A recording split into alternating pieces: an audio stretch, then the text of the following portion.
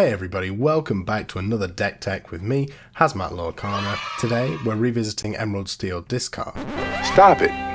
Get some help. I showcased a deck list for this about a week ago, but I've made some updates since then. If you're curious to see how the deck list looked before the updates, you can check out a video here. And I'd also like to thank everyone for the massive amount of support I received on the last video. It means the absolute world to me. And if you want to do the same for this video, then hit the subscribe button or just drop us a like.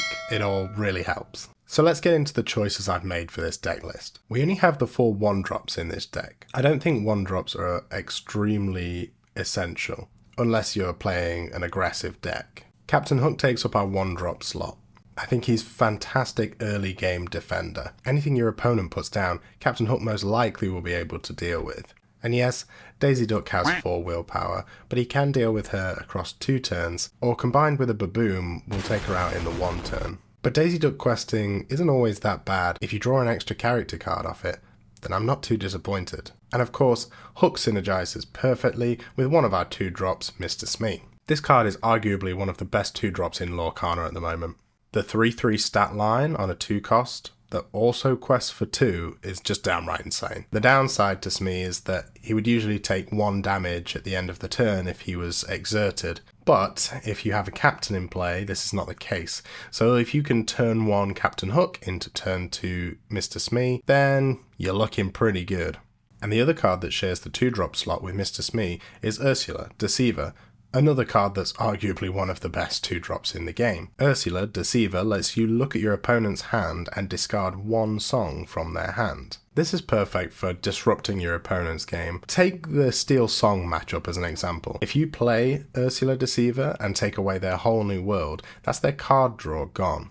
It's absolutely game changing. Next up are our 3-drops, and these are both essential to our game plan. We have Ursula, Deceiver of All. When she sings a song, you can then cast that song again for free. And this is crazy effective with cards such as Let the Storm Rage On, Strength of a Raging Fire, and Sudden Chill. Our other 3-drop is of course Prince John, who allows us to draw a card every time our opponent would discard a card. So picture this as an ideal start to a game. You play Captain Hook, followed by Mr. Smee, follow it up with Ursula, Deceiver of All, and then on turn 4 play Prince John and sing Sudden Chill with Ursula twice, so your opponent discards 2 cards and you draw 2 cards. The value's just crazy. I've also opted to include 2 copies of Benja, and this is mainly because we're seeing a lot of blue recently, and Benja can really disrupt their game plan by destroying their Fishbone Quill or Maurice's Workshop in some decks. Next up, in the 4-drop slot, we have the Muses. Whenever you would play a song card, the Muses allows you to bounce a character back to its controller's hand if its strength is 2 or less. And the cool thing about this is you can use this to disrupt your opponent's gameplay,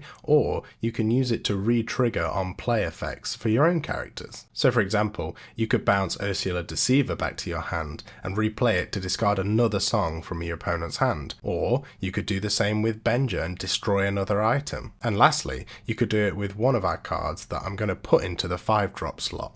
Anna. Whilst yes, Anna is technically a 3-drop, you don't very often want to be playing her on turn 3. She has so much more utility if you play her on turn 5. She can either provide that extra bit of discard, buff one of your characters up, or banish a damaged character. And so I want you to picture this. If you have the Muses and Anna on the table already, and you quest with Anna and then sing a song with the Muses, let's say Let the Storm Rage On. So you sing that song with the Muses, deal 2 damage to one of the opposing characters. This then allows you to bounce Anna back to your hand, and then you can replay her and choose the option to banish that damaged character. It's pretty awesome. Oh, I should also mention there is one more 4-drop, and that is Flynn Rider. Since this is a discard deck, we will probably be getting our opponent down to nothing in their hand. And this is where Flynn Rider excels, since he gains more lore when he quests if your opponent doesn't have any cards in their hand. For our 5-drop, we have Beast Tragic Hero, and he's just purely fantastic for the card draw, but if he does take damage, he's also fantastic at destroying big things. He can take out a Queen's Castle or a Cinderella Stouthearted. he can challenge pretty much everything and destroy it. But make no mistake, he's mainly there for the card draw. Lastly, we have Tinkerbell Giant Fairy as our 6-drop. Since Tinkerbell enters play and deals 1 damage to everything, she synergizes really well with Anna, who lets us banish the damaged character. On top of that, she's just a threat on the field, and 4 attack makes her very hard to get rid of. We only have 3 actions in the deck, but honestly they're just there to help complement the already existing songs. For example, Baboom just gives us another option for early removal, and Hypnotize also gives us a bit more discard power. On top of that, Hypnotize is also a cantrip, so it replaces itself in your hand, and if you have Prince John on the field, you draw an additional card. Most of the songs we touched on earlier and are pretty much staples in this deck at this point.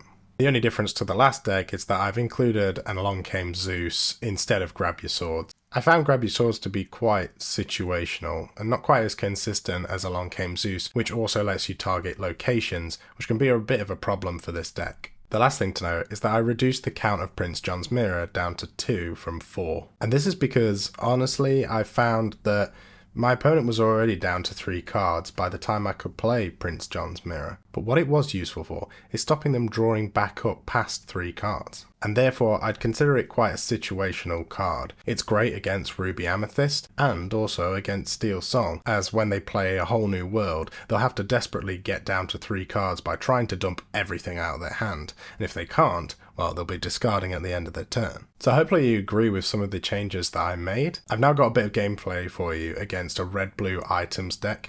So here we are, back again at the old stud in my house. And we have myself on the left-hand side playing my green steel discard that we just talked about, and Stefan on the right-hand side playing a blue-red items deck. What I'm going to be showing you today is the 3rd game in the match that we've played. The first 2 games went a little bit one-sided. In the first game, I managed to get a pretty decisive victory over Stefan, and he responded with a scuttle. In the second game, I got absolutely demolished, and he had an insane hand that I was never going to come back from. But here we are in the 3rd and final game of the series. And so we can see that I start off with a Captain Hook. Against the deck that Stefan's playing, this is not a crazy key card to be playing, but if I do happen to get Smee on turn 2, then it allows for a really aggressive start. And just as I say that, here we go, I've played Smee on turn 2. So this allows me to get a lot of early questing in against Stefan's red-blue deck, which is typically a little more slower than other decks. I was actually really happy that Stefan brought this deck over, because it allowed me to see if the Benjas that I teched in would make a difference at all. Now, Stefan inks a Vitalisphere. Passing on to me, I ink my Strength of a Raging Fire and play an Ursula, which will allow me to start double singing songs, which is incredibly oppressive, if not dealt with quickly. On Stefan's turn, he plays a Sisu and banishes my Captain Hook, which means that Smee will now take damage when he's exerted at the end of my turn. Sisu presents a possible shift threat, and so we need to make sure that the Sisu is dealt with sooner rather than later, as the big 8-drop Sisu wipes our board generally, especially if Stefan has access to Ice Block. I ink a Strength and play a Flynn Rider. My only guess for this is that I had no option other than to ink Strength in my hand, because as I say, it would be nice to get rid of the Sisu to prevent that turn 5 shift. Stefan does a fantastic turn here in which he's able to play the Queen of Hearts, who has Rush, and give her extra strength thanks to the Ruby Chromacon, which then takes out my Ursula and stops me from being able to double sing. Now, although it looks like there's a lot of lore on my board, just remember that Flynn Rider gets 1 less lore for each card in your opponent's hand. I ink my Ursula, and then we're able to play Anna, which will allow me to discard a card from Stefan's hand. Stefan buffs his Sisu up to 3 attack with both his Chromacons, but I'm quite happy with that because, as I say, I don't want that potential shift, so if he were to draw it off the top, it would just be horrendous to see. He plays his card draw powerhouse, Hiram Flavisham. This is Blue's usual card draw machine, although in this specific items deck they also have Maurice's Workshop, which lets you draw a card for every item you play. Granted, you have to pay 1 ink for each time you draw, but it's still a very valuable card. So I go ahead and play Beast Tragic Hero, and unless he does any damage to this, it's going to let me draw 2 cards a turn. Stefan goes ahead and plays a Porpsicle, and then blows it up with Hiram to draw 2 cards. But at this point, I'm on 15 lore, and he really needs to do something about the cards on the field. So you see, if played in the right way, we're simply able to outquest this deck. Stefan buffs up another Queen of Hearts and takes out my Honor, and then follows it up by playing 2 extra items. The turn is passed on to me, and of course, because of my beast having no damage on it, I get to draw 2 cards instead of the 1 at the start of my turn. I tap 5 and get to play another Beast Tragic Hero. I quest up to 17, and if he's not able to answer the 2 beasts that are on the table, then this is a win for me. He quests with Hiram, goes to draw 2 cards, hoping to find an answer, but with 5 ink on the table, I'm not really sure what he can find in this case. At best, he could maybe play a Maui to take out one of the beasts, but I'd still be on 19 on the next turn, and it's a lot to do from there. See, an excellent thing about this deck is that most of the cards that I've put in are able to quest for 2, so you look to control the board and their hand, whilst also gaining lore on the board. And unfortunately, after seeing that Fishbone Quill hit the table, there is nothing left that Stefan can do.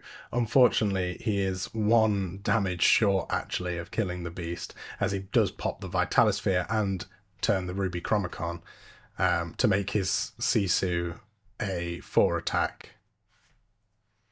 And that's it, that's game. I quest for 4 on the next turn and win. And this game is a good example of, whilst there is a lot that technically you can do with this deck, such as using the Muses to bounce back Anna and Benja and Ursula, along with the sheer removal that the deck has, you don't always need it. Sometimes you can simply play this deck aggressively, and it still sneak you some wins. I've fallen in love with this deck, not just because it's my usual colours, green steel, but because it does a great job at controlling both the board, your opponent's hand, and also questing really, really well. I'll pop the deck list here, and you can give it a go if you like. Tell me how it goes. That will most likely be it for the green steel deck list now, and we'll look to try something a little different next time. That's not to say I won't still be making changes to this deck, and if you want to stay up to date, you can give it a like on Dreamborn. I hope you enjoyed this video, and if you did, make sure to drop a like, and also click the subscribe button if you haven't already. I'm trying to get Lorcana content out as much as I can, so it'd be great to see you on another video. But until then, I'll see you in the next one. Bye bye.